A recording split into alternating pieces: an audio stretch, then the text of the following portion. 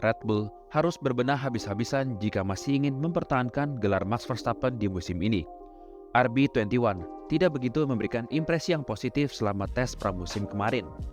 Meski Red Bull jalani hari pertama dengan sangat positif, namun masalah reliabilitas pada hari kedua dan masalah eksperimen di hari ketiga membuat Red Bull khawatir dalam menatap musim 2025. Musim 2024, mereka memang memulainya dengan sangat dominan dengan Red Bull sapu bersih hampir seluruh balapan sebelum GP Miami. Namun setelah upgrade McLaren di GP Miami dan mungkin terkena imbas dari rem yang tidak simetris, membuat Red Bull kewalahan dan kalah dalam perang pengembangan mobil. Salah satu alasan mengapa saat membawa upgrade, Red Bull terkadang malah mengalami penurunan performa adalah karena wind tunnel atau terowongan angin mereka sudah sangat usang dan jadul. Dilansir dari beberapa sumber, wind tunnel mereka adalah wind tunnel tertua di F1 dengan diklaim adalah bekas penggunaan saat Cold War atau Perang Dingin. Karena wind tunnel yang sudah usang, maka membuat korelasi data dengan yang ada di track mungkin mengalami ketidaksinkronan. Ditambah, wind tunnel yang baru pasti menawarkan fitur yang lebih baru yang dapat memberikan benefit yang lebih banyak yang tidak dimiliki oleh Red Bull saat ini. Oleh karena itu, Red Bull sadar dan akhirnya mereka membuat wind tunnel baru mereka yang diprediksi akan selesai dibangun pada 2026, yang berarti efeknya akan mereka rasakan di mobil 2027 mendatang. Mobil RB21 memang tidak banyak berubah dari RB20, di mana Christian Horner juga menegaskan jika perubahannya hanya ada pada detail kecil dan detail yang ada pada bagian dalam mobil yang tidak terlihat oleh kita. Yang nampak terlihat adalah lekukan di ujung sidepod pada RB21 tidak seagresif yang ada di RB20. Lalu duct yang letaknya di ujung belakang halo RB20 diganti dengan semacam duct di samping ujung halo yang berfungsi untuk menstabilkan airflow dari depan. Duct ini diubah dari yang sebelumnya vertikal sekarang menjadi horizontal atau posisinya tiduran. Lalu lubang di belakang headrest yang berfungsi untuk engine cooling juga dihilangkan di RB21. Lalu kita masuk ke bagian belakang mobil, di mana ada beam wing yang berubah. Beam wing bertujuan untuk mengurangi drag di mobil, terutama saat DRS dibuka untuk menambah top speed di mobil. Namun beam wing ini umumnya tidak spesifik satu saja, melainkan mengikuti kebutuhan setiap sirkuit nantinya. Kita bergeser ke area floor. Pada bagian turning vanes dibuat lebih lengkung ke arah dalam. Kita lihat pada RB20, turning vanes-nya agak sedikit melebar ke samping. Dan di RB21 dibuat lebih melengkung ke arah underfloor untuk memperbaiki struktur airflow yang masuk ke area underfloor atau bawah mobil. Namun permasalahannya adalah RB21 masih memiliki problem yang sama dengan RB20, di mana mobil yang sangat sulit diprediksi dan understeer pada saat mid corner atau pada saat di tengah tikungan. Mobil yang sulit diprediksi akan membuat pembalapnya kesulitan saat ingin push mobilnya karena adanya inkonsistensi karakter mobil nantinya. Lalu understeer mid corner adalah hal yang semua pembalap paling tidak ingin terjadi karena akan membuang banyak waktu dan performa yang ada di mobil. Max Verstappen juga mengatakan jika ia menatap musim 2025 tanpa ada target khusus karena ia tidak tahu di mana posisi Red Bull berada saat ini.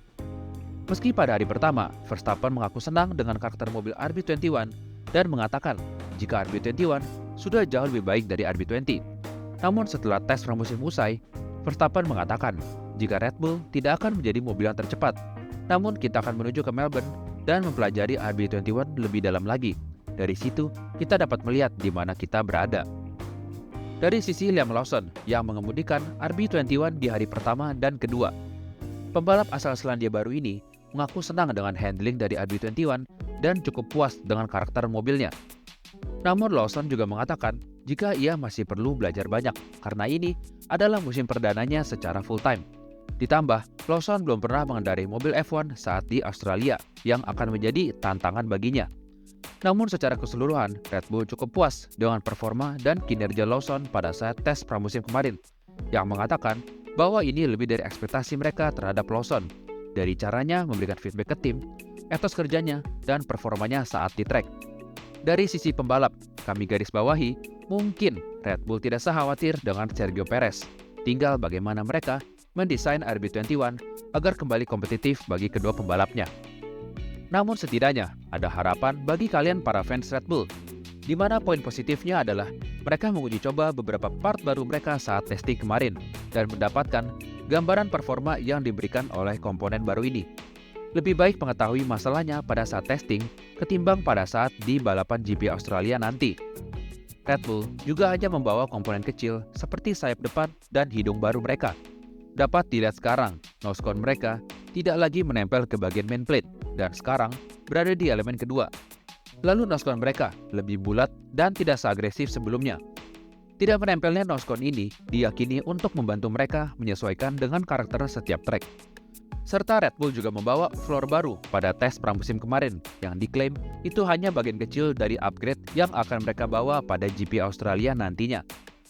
Pada tes pramusim kemarin, mereka menguji coba banyak konfigurasi pada RB21 mereka. Artinya Red Bull ingin melihat arah pengembangan dari komponen tersebut apakah sudah berada di jalur yang benar atau tidak. Jawabannya adalah bisa iya bisa tidak. Pierre Wache sendiri mengatakan jika arah pengembangan ini tidak sesuai dengan yang mereka harapkan. Meski RB21 lebih baik dari mobil pendahulunya, namun kenaikan performa yang didapatkan tidak sebesar dari yang mereka harapkan. Salah satunya mungkin karena korelasi data yang salah dengan CFD atau wind tunnel mereka. Faktor lainnya juga mungkin akibat kepergian dari Adrian Newey.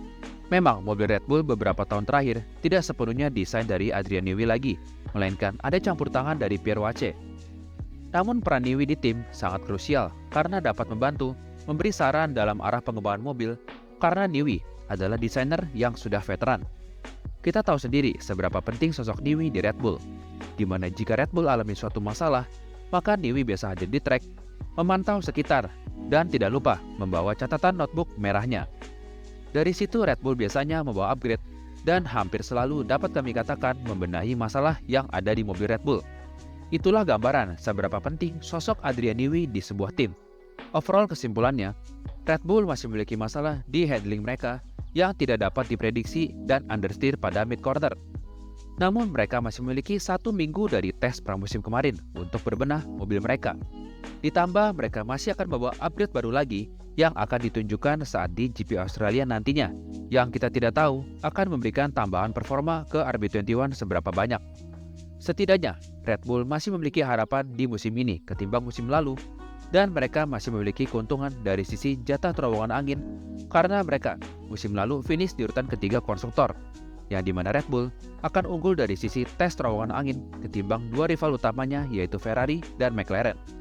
Itu saja untuk update Red Bull di video kali ini. Sekian video dari kami, jangan lupa untuk like, komen di bawah apakah Red Bull akan kembali kompetitif atau tidak, dan subscribe agar tidak ketinggalan berita F1 lainnya. Ciao!